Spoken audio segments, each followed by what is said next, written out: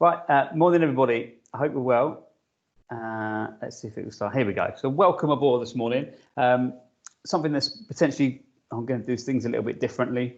For those of you that's listened into some of the other stuff I've done over the period of the lockdown and stuff that I've done with the Bucks and Bucks, and you'll see it's potentially a little bit different, and I probably look at things in a slightly different way rather than just from a football perspective. So I hope it's helpful. So we're going to look at creating an environment today and what you guys do to create the right environment for your players.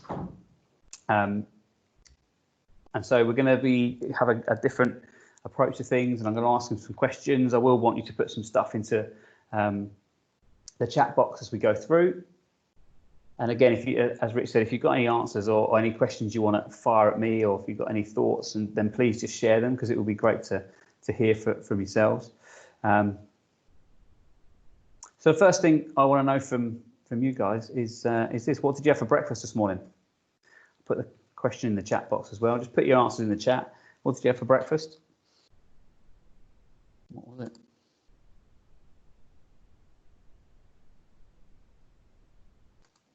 Let's find out what we've all been eating. Just toast. Apologies, I've got my 2-year-old coming in. Strong coffee I've seen a couple of times there. Faye's gone for a granola. I had peanut butter and jam on toast. Toby, you've not eaten yet? Well, it's 10 o'clock, man.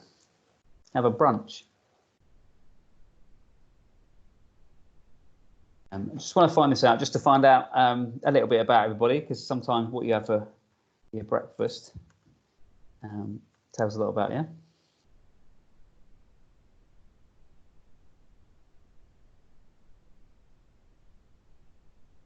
I've just gone for a bit of porridge. Jason's eating malted Wheaties. Interesting. Now everybody's going to be really hungry. I've already made Rich hungry with that picture of that. Second question that I'm going to put in on the chat is, what would be your super breakfast? So if you could have the choice of any type of breakfast you wanted, John's gone for a fry up. Me too. Although I'd be going back and saying, can I swap my mushrooms and my beans for 2 sausages, please? That's always what I'd be doing, fry up.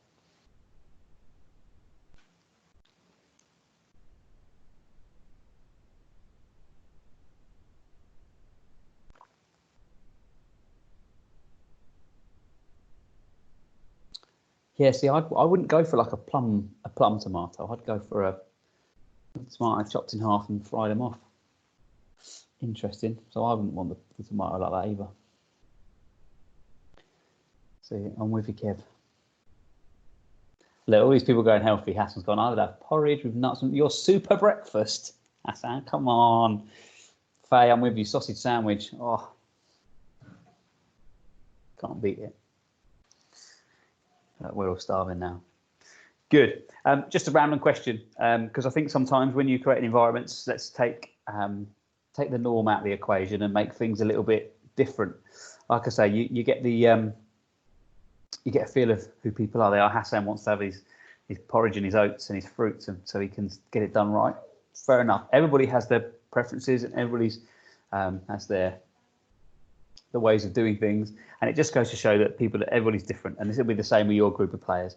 So what are we doing to create an environment where it's not just about football, it's about other things as well? And what questions are we asking our players to try and get a bit of additional information out of them and find out a little bit more? And that's just some of the stuff that we're going to be covering this morning. It's just interesting to know what everybody's super breakfasts are. So first of all, something I like to do with my groups, and I do this for when I'm working with kids, or if I'm working and delivering coach education, is to set the rules. What I want to know from you guys is, and pop it in the chat or raise your hand if you want to ask questions or anything, or put any answers in, is what are your normal rules that you have within your groups? So within your group of players, what are the rules you have? Whether it be that when they're coming to training, or whether they're going to match days, what rules do you have in place?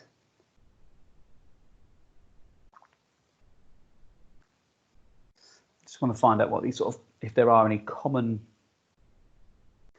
things that we have as coaches in terms of when we're working with our groups.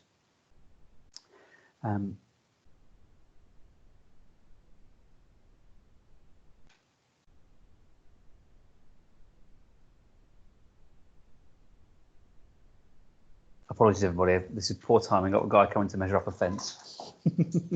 He could only do this time, so apologies. So we go on time. Clean boots and stuff, brilliant. The reason I'm putting this in here, and like I say, I do this with all my groups, and actually I don't set all the rules.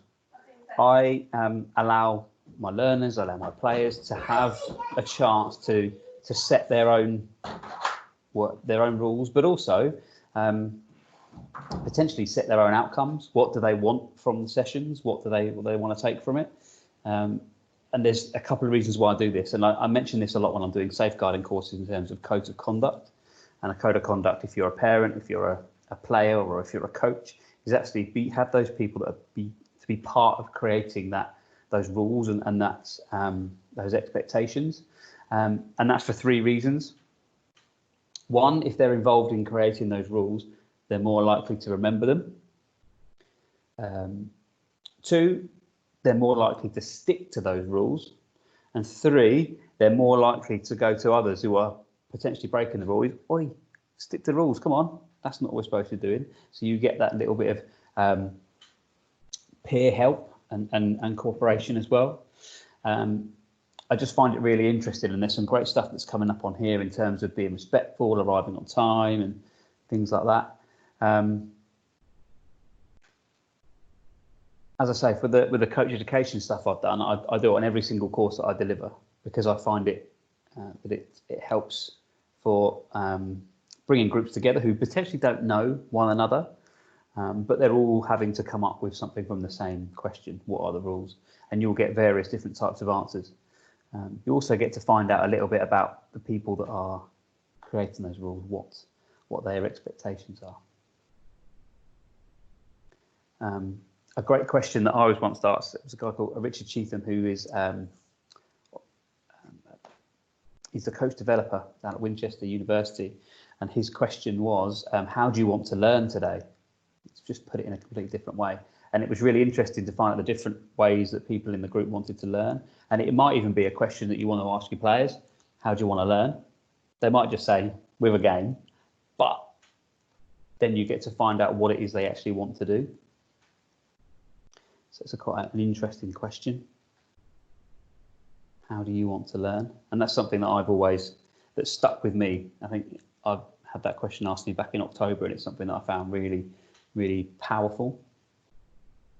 Although it did backfire, because I used it to a university group when I was delivering an online session. How do you want to learn today? And the first answer that came back was quickly. So I got to know exactly where I stood with that university group, that they didn't want to spend 2 hours on a chat with me. They just wanted to do it as quickly as possible, which is fair enough. So yeah, it's good to see what rules we have with each other here. So we've all got the potentially the things that we'd want as coaches: respectful, listen, show up on time, have fun. I'll come back to fun in a minute because it's an interesting one. Good work ethic, all those sorts of things. But actually, would your kids come up with anything different? And would they come up with things that might be a little bit silly? But you can help shape and mould them, because you would have an idea of what your own expectations would be. But it adds into the whole player ownership side of things, allowing players to have a little bit of autonomy around your session, but also what their expectations are. So yeah, for three reasons: they'll remember them, stick to them, and help others stick to them as well. And the same goes for code of conducts in clubs as well, especially if you've got parents who have potentially signed a code of conduct to say, yeah, I've read that code of conduct, but if you ask them what's on it, they'll go, oh. So works on both sides. So that's good to know. Some good stuff coming up there. But yeah, think about actually what the kids might want from it as well. Other question I was going to ask is why do your players come to your coaching sessions? Why do your players come? Again, pop some more answers into the chat box. And I'll tell you why I've used this picture very shortly. But do we know the real reasons why our children come to our football sessions? So we get, and I know that a lot of the answers will be to have fun. I bet most of you will put in there to have fun, which is absolutely fine, absolutely fine. But fun is a really strong word, and it's thrown out really easily sometimes. But actually, is everybody's idea of fun exactly the same? So does everybody have the same idea of what fun might be? We as coaches think that we have an idea of what kids want as fun, and they come and sort of have a little mess around and have a kick about. But some actually might come for completely different reasons, and their fun might be on a different level to somebody else's. So what we've got coming here is play with friends, have fun, score goals, try and copy the heroes. That's a great one, Elliot, like that. Just try and copy the things they've potentially seen. Socialise.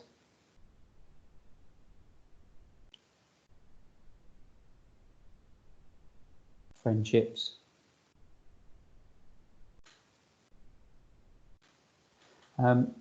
The stuff I've been doing recently is on how to connect with or to understand the reasons why people turn up to sessions. And this isn't just children, it's adults as well. So there's some of you here that are going to be coaching not just children, but adults.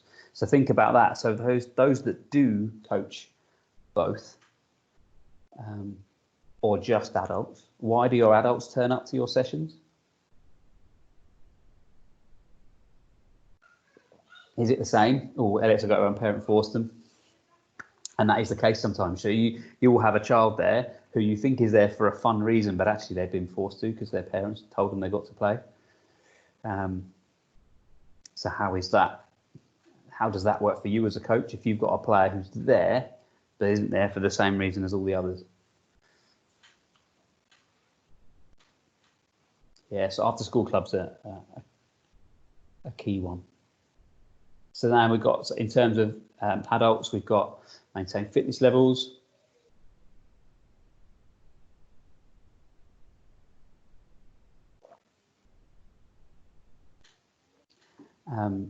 Yeah, Elliot, that's a great one, stress relief. So especially in a time now where mental health, and it's been Mental Health Awareness Week over the last couple of weeks, and there's a great programme, The Prince, and I can't remember what the actual title was, but on BBC the other day, about the charity he's set up and wanting it was adults, but mainly men. But I think it's key that we all speak up and that we all have a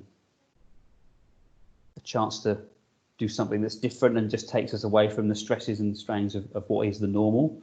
But some people, as Andy's put in there, they want to have fun, brilliant. But again, what is one person's fun compared to somebody else's? Somebody's fun might be going and having a real hard session where they come out dripping of sweat. Somebody else's session idea of fun is just meeting up with their mates.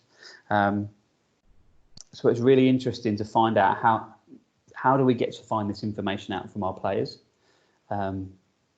Biggest way is to have conversations with them that are, like I say, completely irrelevant from football.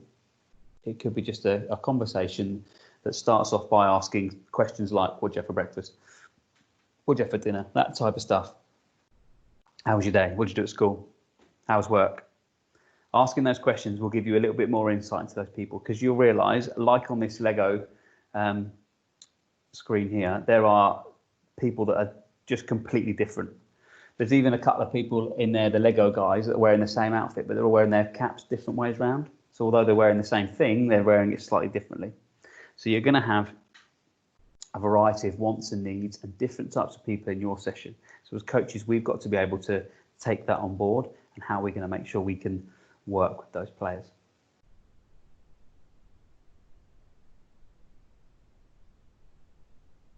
Plus, I just quite like that slide.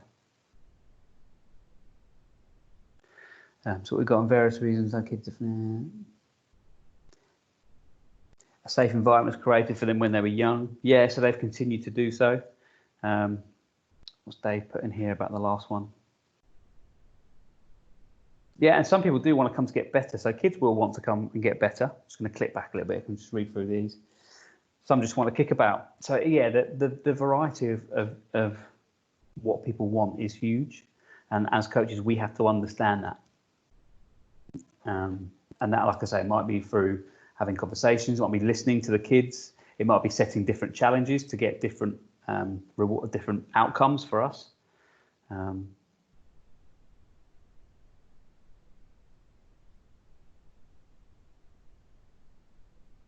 There's some other comments that have gone on above, which is really good.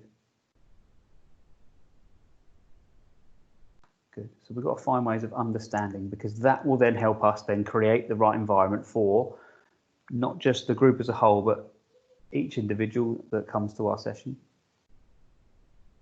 So we talked about understand why they're there. How do we connect with them as coaches? So how do you connect with your players? And these connections could be really, really simple, or they could go a little bit deeper. So what are the simplest ways of connecting with our players? How do we do it?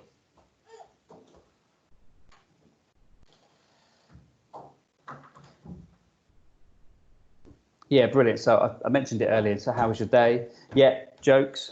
Hi, Charlie. How you doing? Sorry, I've got my little boy here now. He wants to connect with me.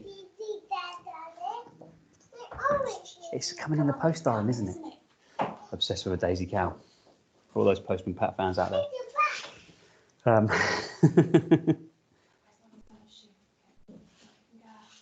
Yeah. So it could be questions. How else are we going to connect?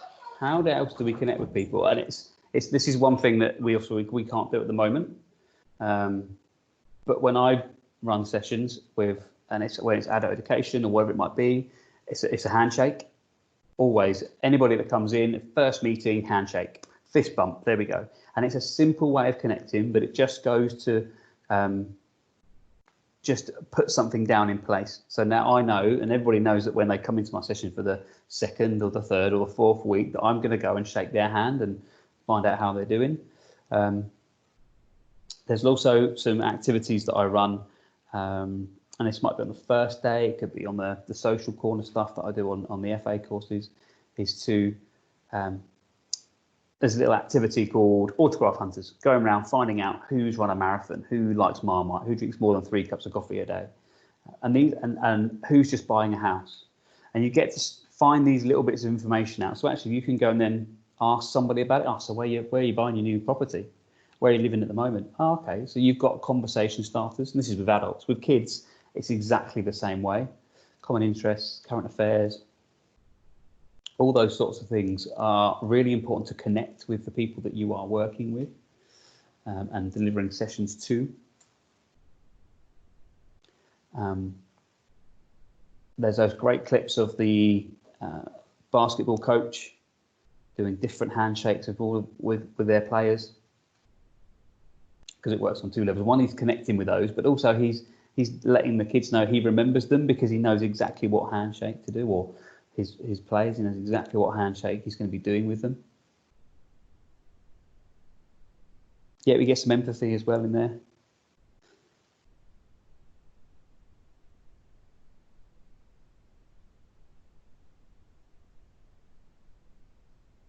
And this could be part of your arrival activities. Yeah, always be positive. There's also there's a great clip of a teacher. I think this has been done quite a few times. A teacher that when her kids come into the classroom, they either give her a fist bump, they give her a handshake, a high five, or they want a hug. And by those things there, she gets an understanding of how they're potentially feeling that day. So the ones that want a fist bump and a high five, they might be feeling a little bit cocky, or they might be feeling a little bit, they're happy, they're ready to go. Handshakes, the people there ready to learn because they're being serious. The ones that need a hug might just need a little bit of support that day. Break down the hierarchy as well. I like that, Matt. So actually to say, do you know what, although I am here to run the session, I'm not potentially going to run it or lead it from such a high position. It's not I will tell, you will do. It's done in a completely different way. Those expectations then from those, brilliant, Andy, a smile. Fantastic. A smile goes a massive way to connecting with somebody. And even if it's that little smile, like when you're passing somebody in the street and you both don't quite want to say hello or good morning, you just do a sort of a little smirk. And that is a connection in one way or another, because then the next time you potentially see that person, it might break out into morning or hello. It's something actually that I've found to be quite interesting over the last 8 to 10 weeks while we've been in this situation. When you're out in the village and people are deciding to go and move across and keep their 2 meter distance, quite rightly, they're saying morning and afternoon, how are you doing? Oh, how's things? How are you getting on? There is that much more of a connection in a verbal way than there potentially ever was before, where you might just walk past somebody and not say anything. But because we all now have a common thing going on in our lives, we have a real need to want to connect with somebody else, just to find out actually how they are doing, and just to drop that little morning, whereas normally you probably wouldn't do it. That's one thing for me that I hope continues after this, that people do still keep saying hello and are much more friendly and welcoming, because we do tend to be a bit insular sometimes. Not everybody, but some people do. So it's great to see there's some real nice stuff there in terms of how we connect with our individuals.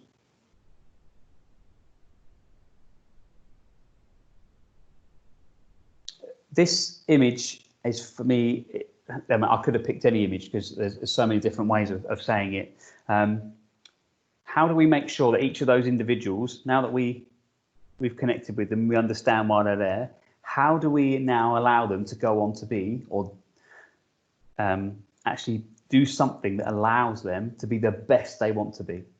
So this is how are they going to thrive? So what is thrive? And I'd like people just to open up their mics on this one if you want to, and throw the answer is, because the question is, what does thrive look like to you? Bye, Charlie Chops. See you later on, buddy. My little boy's going for a walk. Sorry, everyone. It's been pretty good because he doesn't want to leave the house for the last couple of days. He loves lockdown. So yeah, what does thrive look like? So we've got a wow moment. What does it look like to you? So if you were to say, do you know what, for me to thrive, what do I need? What could it look like to me? And I've picked that image there, but I could have picked various others. What does thrive look like? And like I say, you can put it in the chat, or you can open up your mics. How do you know they're enjoying the session, Hassan?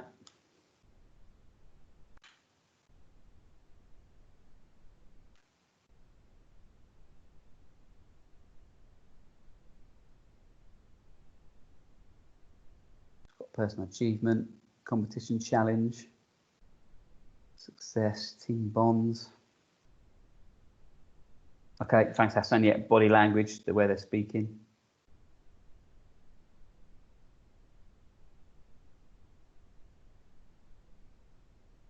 So we've got lots of different answers potentially on here in terms of what thrive looks like.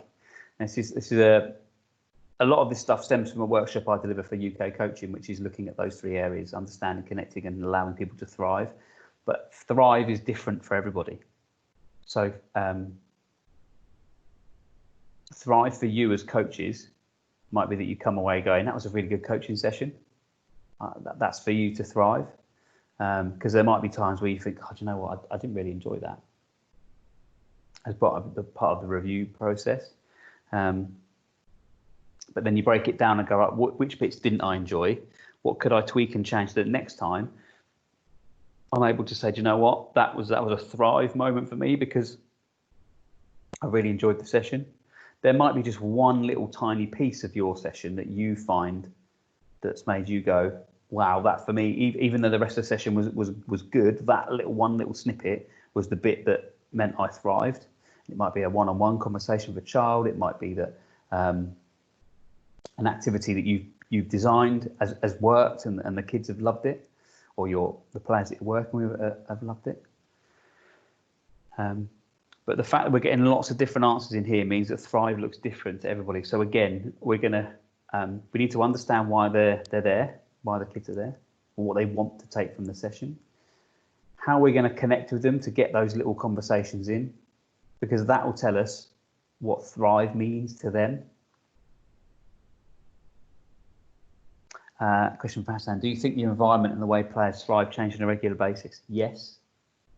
And that's why there has to be this sort of organic, always ever evolving, ever changing, which is, I think, coaching is going that way at the moment. I would say when I first started coaching, it was very much, this is the way you do it. Coaching has to be done in a certain way. Whereas now it's much more personal. It's much more where the softer skills are coming into play. And this is why this workshop here could be done on any particular sport. I didn't want to make it football generic or football specific. It could be done anyway, because there might be some people here that don't just coach football. They might coach other sports, or they might have a different, their day job might still be where they are talking to people and working with teams of people. The same concept applies.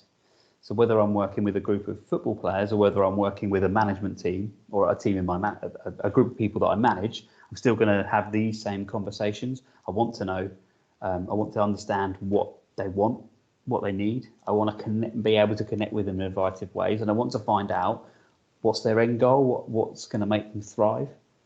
Another question: do we need to understand that they won't always thrive all the time? Yes. We need to understand why and get them back to that. Yeah, and these are questions you want to. This is why you want to find out why they're there. Because if somebody's there to score loads of goals, okay, great. How are we going to create that environment for them? Somebody's there because actually it's different. It's away from home. The current situation, and I mentioned this I think on Tuesday on my on the surgery section. But actually, for some people at the moment, being at home isn't the best place for them to be at the moment. And the things where the places where they may have felt safest and have the opportunity to thrive more is school and their sports clubs. And those places aren't there for them at the moment. So we have to make sure that it might just be a little safe haven for some players. That we're not just assuming that everybody is there to win, and that's what I'm really pleased that nobody's put that up on there, that thriving is to win. Some people that will be the case, or success. And what does success look like? Is success winning 5-0, 10-0 on a Saturday, or is success winning possession in your defensive third and going on to create 5 or 6 goal scoring opportunities from those times? Is that where your success lies, rather than the outcome of the result?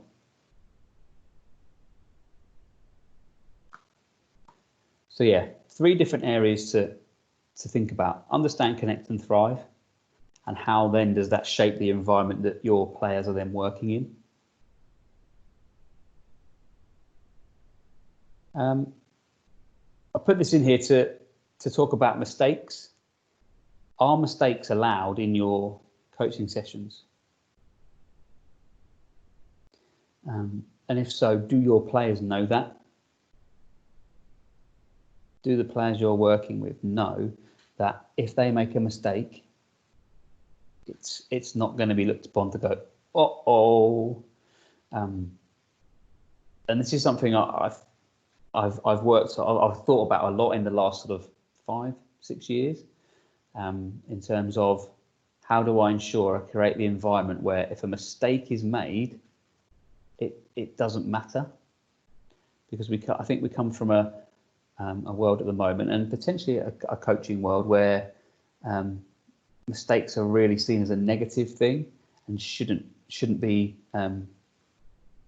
or should be highlighted with a negative context. Mistakes are going to happen everywhere. So this person is trying to have a little go at a crossword and got it wrong, so got the old Tipp-Ex out. But it is part of the journey, as you quite rightly put in there, Dave. Yeah, Lewis, you're right, in training and matches as well. If we're going to allow mistakes to happen, allow them to happen in both those different settings. Training, definitely, it's going to happen. Matches, yeah, they're kids. I don't know whether anybody's seen, I'll see if I can get the link and stick it up in the chat, a video called The Magic Sports Kit. if you've had a chance to watch a video called the Magic Sports Kit, it's really great. It's powerful, put together by the Child Protection in Sport unit, and it's about what happens when kids put on their sports kit before that, and they're in their normal clothes, the normal civvies. People are going, brilliant, they're kids. Let's talk to them like they are children. Whereas as soon as they put their sports kit on and go and play whatever sport they might be playing, there is an expectation that they're going to be amazing, and if they're not amazing, they get told. So if you get a chance to watch that, I'll try and find the clip and put it in here. Davis put a great question here. Do we refer to them as mistakes? Possibly not. Put a different word on it, a different spin, and congratulate it. If something that you want to happen doesn't, because there is a mistake or whatever you want to deem it as, congratulate them. There we go. And Ross put great. And what actually is a mistake at 10, 12 years old? Should it be a mistake, or is it just like, I think as he's put in here, first attempt at learning? Brilliant. I've done some work with a group of wheelchair basketball players. So the Aces, they're based in Stoke Mandeville. And Claire Strange, who was GB a wheelchair basketball player, played at a couple of Paralympics. She used to come along, and her mum actually ran the sessions. And there was one little guy called Teo, and Teo had he'd been in a wheelchair but hadn't been able to sort of been comfortable at catching a ball, and there was a couple of times a ball would come to him and he would flinch, didn't like it, and he wasn't comfortable in a wheelchair basketball chair, so he used to use his own. And there was one day where he went to catch a ball, and the way he went to catch it meant that he fell out of his chair. Most of the people around were like, "Oh, Teo's fallen out of his chair." Claire Strange went right over to him and went, "Teo, brilliant," sort of picked him up and gave him a high five. She said, "Well done, you've fallen out of a chair. Next time you do it, come and tell me, I want to know." And she actually wanted to make him realise that falling out of his chair was going to happen, but it was fine. It was absolutely fine for him to do that, rather than the other people in the area just going, "Oh my goodness, what's going to happen?" Because he was absolutely fine. He got back up, and actually, I saw him change. I worked with him for sort of 3 or 4 years after that. His perception of what, for like falling out of a chair or doing something that might have been deemed as wrong or bad, changed completely. And I think that sort of stuff is massively powerful to make sure that it is almost celebrated in a way, because then they're happy to go and do it again. So here we go. We've got some great stuff coming in here. Decisions are part of the learning journey. If a similar picture happens, it's what I did to learn from the previous picture and help with my decision. Brilliant. Thanks, John. I think there's a couple of missed above. Apologies if I have missed some comments, but there's some real nice stuff up in here. And his football is chaotic. Mistakes will happen. Yeah. And it's interesting. Myself and Rich, we talk about how coaching is very similar to parenting in a way. And in this environment that we're in at the moment, it really does highlight that I make mistakes as a parent on a daily basis. I'll get loads of things right with it. But there will be things I get wrong. But it's how I then work with that and change and adapt and go, right, I didn't get it right this time. Let's see if he'll eat his peas on a different plate rather than them being on the same plate as all the other stuff. Does it happen? But yeah, very similar. So for those of us that are coaches and parents, are there very similarities into when our young children make mistakes because they're learning and growing? Do we recognise it in the same way as if our players make mistakes because they're still learning and growing? They're still little people. So again, creating an environment where a mistake is seen as a good thing. I do it at a lot of schools. I always say that in this lesson, I want you to make mistakes. And the kids look at me and go, wants to make mistakes? Yes, please. See you later. And they're probably more likely to go, they'll look at you and go, they might even sort of recognise it themselves and give themselves a little high five for making a mistake, because I know they're trying stuff.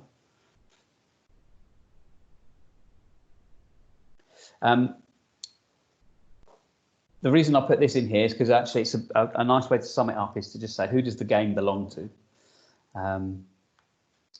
So another Philip tutor I was chatting to the other day actually came up with a great thing saying, Is the game ours as coaches, and the kids are just they're coming to us, and we're sharing it with them?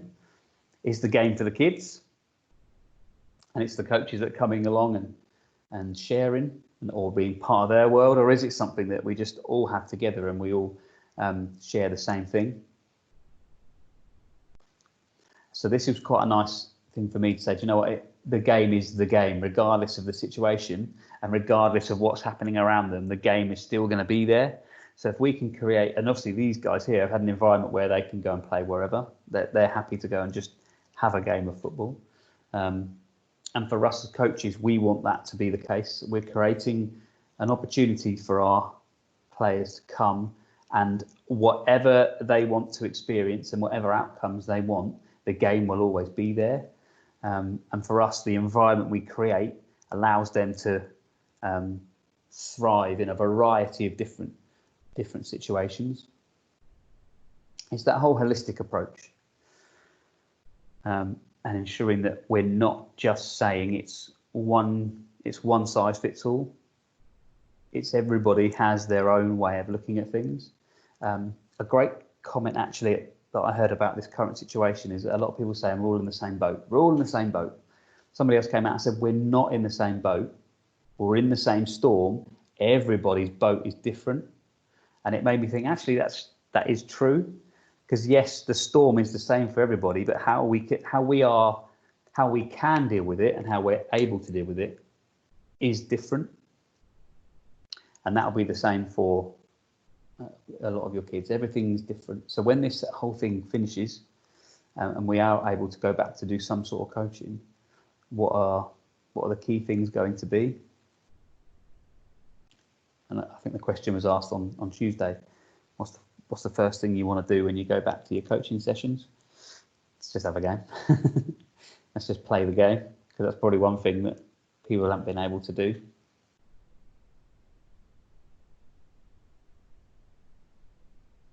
Ellis put here, is it a mistake if they've not been shown? Yeah, and that's why we do a lot of stuff in terms of the game-related practice scenarios, because there's going to be so many different outcomes all the time. Arsene Wenger did an interview, I think, once with, it was Ian Wright, who else was it? There was a couple of other players. I think it was Thierry Henry, Lauren, there was one other, Sylvain Wiltord, I think it was. And he said that the game has like millions of different outcomes, or hundreds of thousands of outcomes, and no one picture is going to be the same every single time. It's going to be different. So we've got to make sure we're creating as many of those situations as possible, so that our players are used to dealing with variety and change.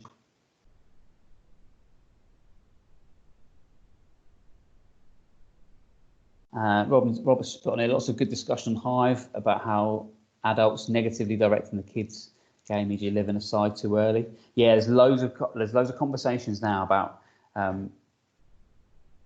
youth football going to much smaller and going to sort of 3v3.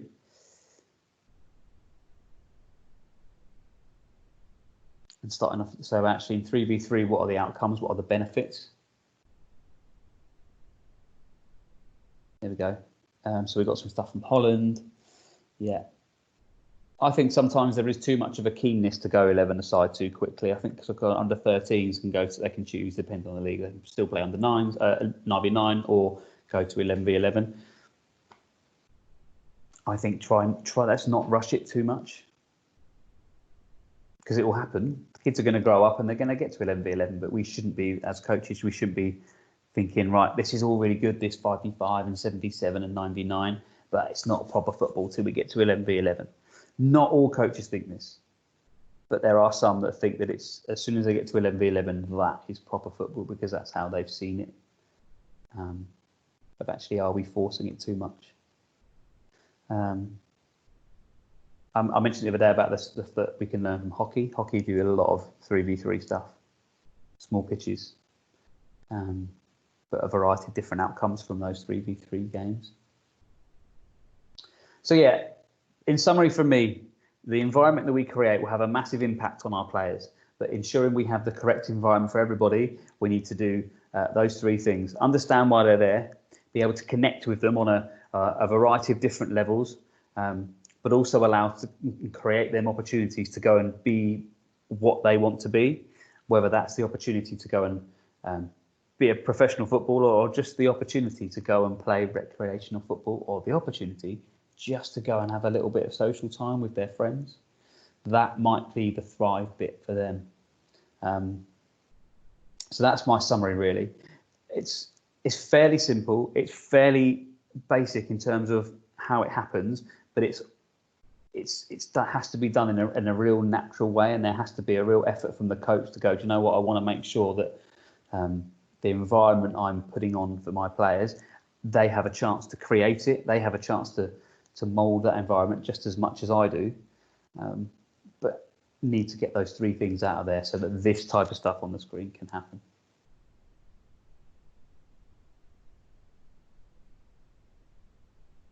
There we go. I hope that's all right. If there are any questions and stuff, I'll probably throw back to Rich now. He might want to come on. Hello. Hello, mate. That's brilliant, mate. Thank you. Andy just says some play for fashion, not passion. No, I don't want before. It's a good one. Like it. Good rhyme. No, that was brilliant, Adam. And I think the guys and the people that have joined us today have shown that they're certainly on the right, exactly the same wavelength, which is great. Mm-hmm. And some really good ideas there. And it says if they master dribbling, they will be able to look up more, and their ability to process information and make decisions will improve. I think the environment is key. And I can't remember which module it was on now back in the day, youth modules. I think it was 1 or 2.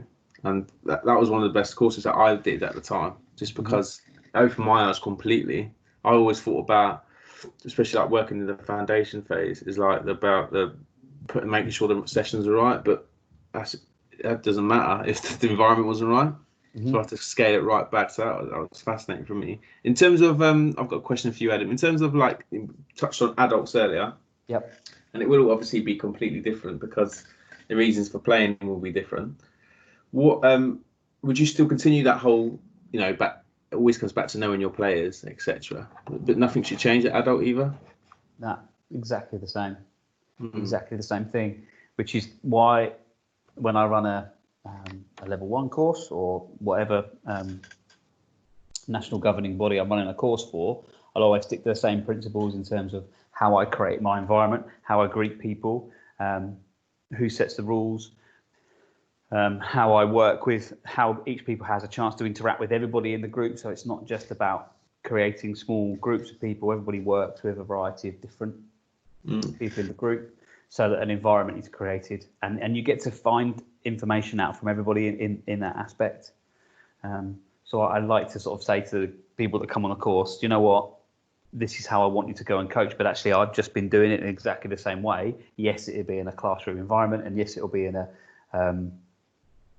slight simulated environment when we're doing the practical side of things, but this is how I want it to be mirrored. So I don't want to tell them one thing and then not go and create an environment where we go back up into the classroom. I want it to be something that I'm doing as well, and for them to either go, actually, this is what Adam's doing, or when I actually say to them, this is what I've done, they'll go, oh yeah, that fits into that corner, or that. And it says, I still want sessions to be game like when I play. Anything unopposed, I switch off.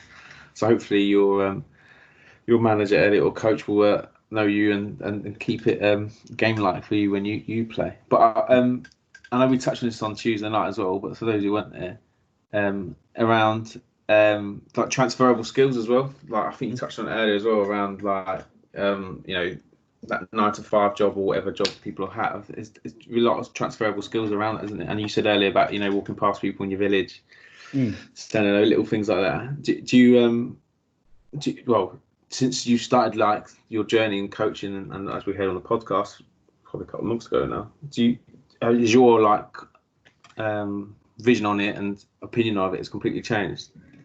Definitely.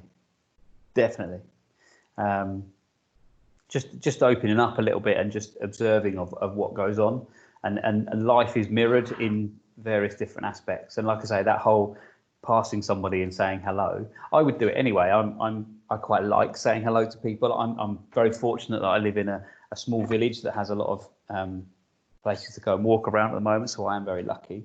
And there are lots of people that we do know, but there are other people that we've never met before. My wife went into the local shop, and actually by sort of making sure she got out the way of somebody else and kept the 2 metre distance, they automatically went, "Oh, how are things doing?" They started up a conversation, and as they left, they went, we probably wouldn't have had this conversation if we were in a situation. So sorry to interrupt. I can echo that, because obviously since lockdowns come in and whatnot, we've obviously connected through coaches through this online forum, and we would probably we wouldn't have had that before. So it's been a really good opportunity.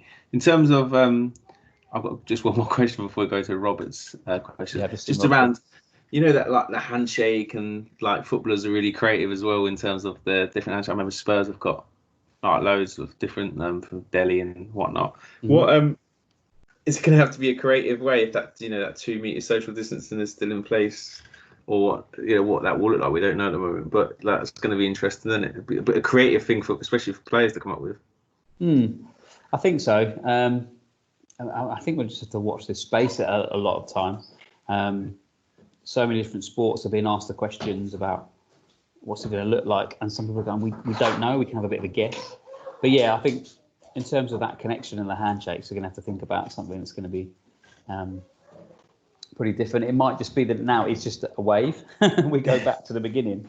We go, right, let's just go back to waving. But if anything can come up with anything, it'd be the kids, won't it?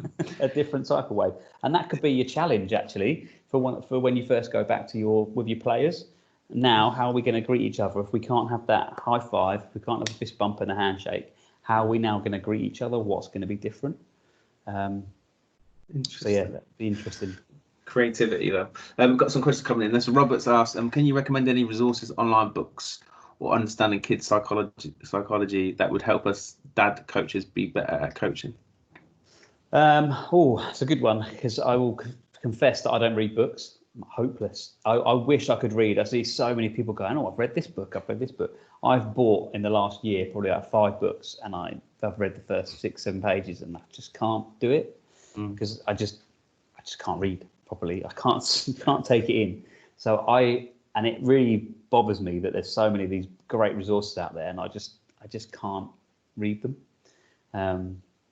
Very fast, it's an interesting insight to me, and I've tried so hard, but just can't do it. So if anybody else could help Robert in terms of any books they've read, I know some people are putting some stuff in the chat now, and this is a great part of this environment when we are starting to share stuff with each other.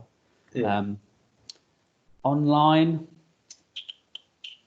I'm trying to think. The Coaching Lab have done some good stuff online. UK Coaching have got some real good stuff. They do have a membership. I don't know whether I think it's been, if you go on one of their courses at the moment, they've dropped their subscription to £20 a month for £20 a year rather than £24. But they've got some great insight into the sort of psychological side of things.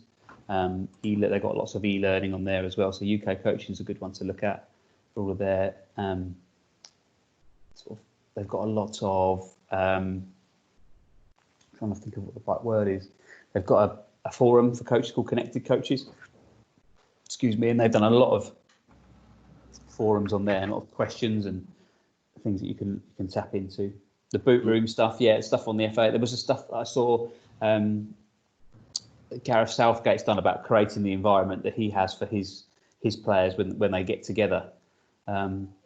And he said the same thing. He wants to make sure when everybody comes, they're looking forward to coming to the session. They're looking forward to it. Might look slightly different, but the fact he wants all of his players to go, brilliant, we're on an international duty now. Because I think sort of 15, 20 years ago, that wasn't the case. Whereas now he has felt that he's created an environment where he knows his players are there because they want to be there and they're excited to be there. Yeah, you can say the difference, and the performances on the pitch have improved. Whether that's part of it, I like to think so. Against Robert and everyone, there's some content being shared there. But yeah, I echo Stephen what Adam just said about the boot room. Some great stuff on there. There's a question as well from Faye. Are there any visuals which you use within your sessions to help the environment rather than physical and verbal?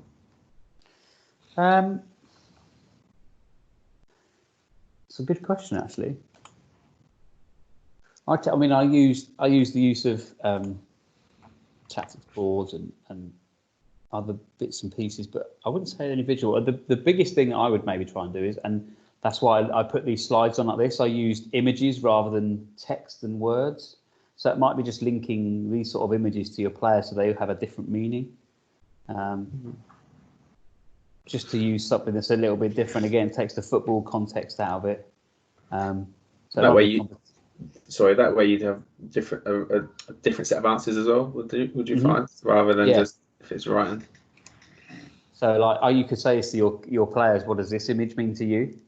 And some might say, word search hard, difficult. You might get someone that go, got it wrong, made a mistake. So you'll get a variety of different answers. So there could be ways of doing that as you go through. That's a really nice. My wife actually said that to me in terms of images. I can't remember what they're called now. I'll have to have a look, but it's a real nice place to get pictures and stuff that are a bit different and quite clever and creative. And that's where I got a lot of these from. But yeah, think about using the things that are slightly different. If that helps. That's great. Just reading up on the thing there. If you do have any questions, we're just nearly finished anyway. But I don't want to end this time up. I know he's got a garden to sort out. I've got another workshop I'm delivering this afternoon. Oh yeah, what are you doing that on? Coaching children 5 to 12. Oh, fantastic. So it's normally a face-to-face workshop, but we've had to. I've been given the task to make it an online course. So it's the first one. So I'm hoping, fingers crossed, it goes all right. Only one way to find out, mate. Yeah. but thanks, Adam. We appreciate it. If you were just going on, just to touch on the other slides, just in case while we wait, if there is another question. Yeah. Thank you all. Don't. As I said, with Boot Room, with some great content. We'll also go to YouTube. So FA Learning released probably a month ago now.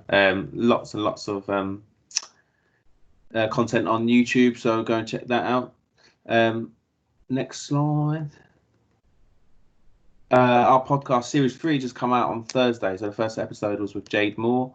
It's on all good platforms. We've got a pro series, so as you can see there, Emerson Boyce, Gareth Ainsworth, Russell Martin, and more. So it's on all good podcast platforms, so go ahead when you get a chance. And just let you know that we're having a week off just to reset, and that doesn't make any sense now. I'm reading it, ready to go in again in a couple of weeks. It's completely contradicting myself. But we just, next week, we've got nothing on next week, but we're back the week after. So as you might have seen, we've sent a survey out. I just want to see what people's thoughts are, how it's gone so far, what days work best. Now the return of the Premier League's on pretty much every day, so we might have to look at how we do that. But again, if you haven't done the survey, it'd be great just to hear the good and some stuff we can improve.